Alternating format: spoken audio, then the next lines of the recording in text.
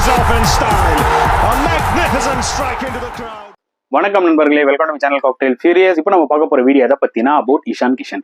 நிறைய பேர் கேட்டுட்டு இருந்தாங்க, இஷான் கிஷன் என்னதான் பிரதர் ஆச்சு, சேம் டைம் நல்லா தானே விளையாடிட்டு இருந்தாரு, ஏன் இப்போ ஸ்குவாட்ஸ்லயும் இல்லை எதுலையுமே இல்லை, அவரு என்னதான் ப்ராப்ளம் மண்டியை சொல்லிக்கிட்டு இருந்தீங்க. புரியுது, அதுக்காக தான் இந்த வீடியோ நான் போடுறேன்.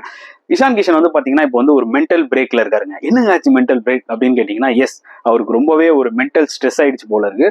அதனால வந்து பாத்தீங்கன்னா அவர் கிரிக்கெட்ல இருந்து கொஞ்சம் பிரேக் எடுத்துக்கிட்டாரு. இது எவ்வளவு நாள்ன்றது எனக்கு தெரியாது, அது இஷான் கிஷனுக்கு தான் தெரியும். பட் இப்போதைக்கு அவர் அதை தான் சொல்லியிருக்காரு. அண்ட் அதுதான் ஆக்சுவலா நியூஸும் வெளியில வந்திருக்கு. இந்த வயசுல என்ன பெரிய மென்டல் ஸ்ட்ரெஸ், அவன் ஆப்பர்ச்சுனிட்டிக்காக நாயா பேயா அலையறான் இந்தியன் டீமுக்குள்ள விளையாடுறதுக்கு. இவருக்கு வந்து ஏன் இப்போ ஒரு பிரேக் தேவைப்படுது, அதுவும் ரிஷப் பண்ட் இல்லாத டைம்ல இவர் அந்த ஆப்பர்ச்சுனிட்டி அழகா யூஸ் பண்ணலாம், ஏன் விட்டுட்டாரு அப்படின்னு நிறைய பேர் கேட்பீங்க. எனக்கும் அதே கேள்விதான். இந்த வயசுல என்ன ஒரு மென்டல் ஸ்ட்ரெஸ்? எஸ், ஆஸ்திரேலியாவோட T20s பேக் டு பேக் 50 அடிச்சாரு. அதுக்கப்புறம் வந்து பாத்தீங்கன்னா சவுத் ஆப்பிரிக்கா சீரீஸ்ல அவருக்கு மிகப்பெரிய இன்னும் பெருசா ஆப்பர்ச்சுனிட்டி கிடைக்கல. எனக்கு என்னவோ அவருக்கு ஆப்பர்ச்சுனிட்டி பெருசா கிடைக்கல 50 ஓவர்ஸ் T20 ஃபார்மேட்லன்றதுனால ரொம்ப ஒரு மாதிரி ஸ்ட்ரெஸ் ஆகி வெளியில வந்துட்டாரான்னு தெரியல. ஏன்னா சவுத் ஆப்பிரிக்கா டெஸ்ட் சீரீஸ்ல ஆக்சுவலா அவர் பேர் தான் இருந்தது விக்கெட் கீப்பரா. அவர் வந்து இந்த மாதிரி நான் வந்து பிரேக் எடுக்க போறேன்னு சொன்னதுனாலதான் கேஎஸ் பரத்தை உள்ள கொண்டு வந்தாங்க. அண்ட் KL ராகுலுமே வந்து பாத்தீங்கன்னா விக்கெட் கீப்பரா விளையாட வச்சாங்க டெஸ்ட் மேட்ச் சீரீஸ்ல. இஷான் கிஷன் வந்திருந்தா மேபி இஷான் கிஷன் கீப் பண்ண வாய்ப்புகள் நிறைய இருந்திருக்கும். பட் அவர் வந்து பிரேக்ல போயிட்டாரு. ஒரு விஷயம் நல்லா புரிஞ்சுக்கோங்க ஃப்ரெண்ட்ஸ். என்னன்னா, கிரிக்கெட் பொறுத்த வரைக்கும் அவன் ஆப்பர்ச்சுனிட்டிக்காக பயங்கரமா வெயிட் பண்ணிட்டு இருக்கான். அதுவும் இந்தியாவுக்கு நீ ரெப்ரசென்ட் பண்ணணும்னா கோடி பேர் நிக்கிறாங்க, அவ்வளோ பேர் லைன்ல கியூல நிக்கிறாங்க. இதுல வேற IPL பெர்ஃபார்மன்ஸ் மட்டும் வச்சுக்கிட்டு அவ்வளோ பேர் நிக்கிறாங்க. அது இல்லாம டொமஸ்டிக் பெர்ஃபார்மன்ஸ் வச்சுட்டு அவ்வளோ பேர் நிக்கிறாங்க. ஸோ இவங்கள மத்தியில நம்மளுக்கு கிடைச்ச ஆப்பர்ச்சுனிட்டியை even though 11ல விளையாடலனாலும், even though water பாயா இருந்தா கூட பரவாயில்ல, 12th மேனா இருந்தாலும் பரவாயில்ல, நீங்க இந்த இந்தியன் ஸ்குவாடோட டிராவல் பண்ணும்போது அதுவே உங்களுக்கு ஒரு மிகப்பெரிய கான்ஃபிடன்ஸ் கொடுக்கும். இன்னைக்கு பெரிய பெரிய பிளேயர்ஸ் எல்லாம் வந்து பாத்தீங்கன்னா 12th மேனா இருந்து ஒரு மாதிரி இன்கன்சிஸ்டன்டா ஆப்பர்ச்சுனிட்டி கிடைச்சு அதுக்கப்புறம் தான் பெரிய ஆளா இருக்காங்க. ஸோ இஷான் கிஷன் பொறுத்த வரைக்கும் பாத்தீங்கன்னா இப்பவே நான் ஒரு ஸ்டார் பிளேயர் அப்படின்னு ஒருவேளை அவர் நினைச்சிட்டாரோ, அதனால அவர் வந்து இல்ல எனக்கு ஆப்பர்ச்சுனிட்டி கிடைக்கலன்னு டிசப்பாயிண்ட் ஆயிட்டாரோ அப்படின்னு தான் எனக்கு கொஞ்சம் புரியல. ஏன்னா அவர் இன்னும் அச்சீவ் பண்ண வேண்டியது நிறைய இருக்கு.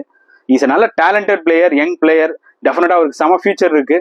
பட் இந்த விஷயத்துக்கே, இந்த மாதிரி சில விஷயத்துக்கே இவர் வந்து ஸ்ட்ரெஸ் ஆறாருன்னா ரொம்பவே வந்து பாத்தீங்கன்னா எனக்கு ஆச்சரியமா இருக்கு.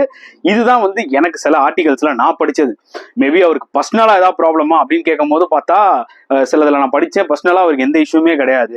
ஸோ எனக்கு என்ன தோணுதுன்னா, ஸோ எல்லாரும் சொல்ற மாதிரி இவருக்கு வந்து ஏதோ something has gone.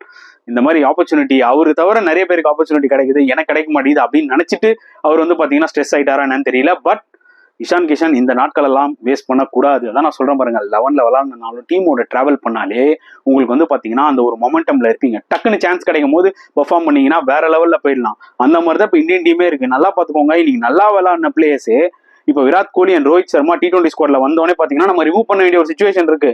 Shreyas Iyer விளையாடுவாரா, KL ராகுல T20 கன்சிடரே பண்ணல, அது வேற விஷயம்.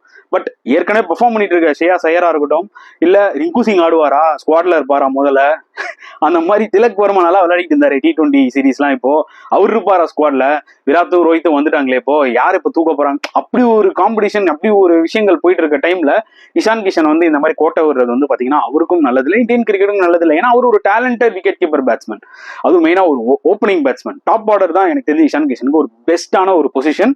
ஹோப்ஃபுல்லி அவர் மைண்ட் எல்லாம் கிளியர் பண்ணிட்டு திருப்பி பேக் டு இஸ் பெஸ்ட் வருவாருன்னு தான் நினைக்கிறேன். ஏன்னா இந்த மாதிரி டேலண்டட் பிளேயர்ஸ்லாம் வந்து இந்த மாதிரி சின்ன சின்ன விஷயத்துக்கு ஸ்ட்ரெஸ் அவுட் ஆகி அவங்க கேரியரே கெடுக்கிறது வந்து பாத்தீங்கன்னா it's not a good thing. நம்மளுக்கும் அது நடக்கக்கூடாதுன்னு தான் நம்ம யோசிப்போம். ஸோ வெயிட் பண்ணி பார்க்கலாம், இஷான் கிஷன் வந்து ஸ்ட்ராங்கா திருப்பி இந்தியாவுக்கு ஒரு கம்பேக் கொடுப்பாரான்னு சூன் ஆர் லேட்டர். ஸோ உங்களோட பாயிண்ட் ஆஃப் வியூ தாராளமாக கமெண்ட் செக்ஷன்ல போடுங்க. இந்த வீடியோ பிடிச்சிருந்தா லைக் பண்ணுங்க, ஷேர் பண்ணுங்க, முடிஞ்சா சப்ஸ்கிரைப் பண்ணுங்க. ஸோ நெக்ஸ்ட் வீடியோல பார்க்கலாம் ஃப்ரெண்ட்ஸ். Until then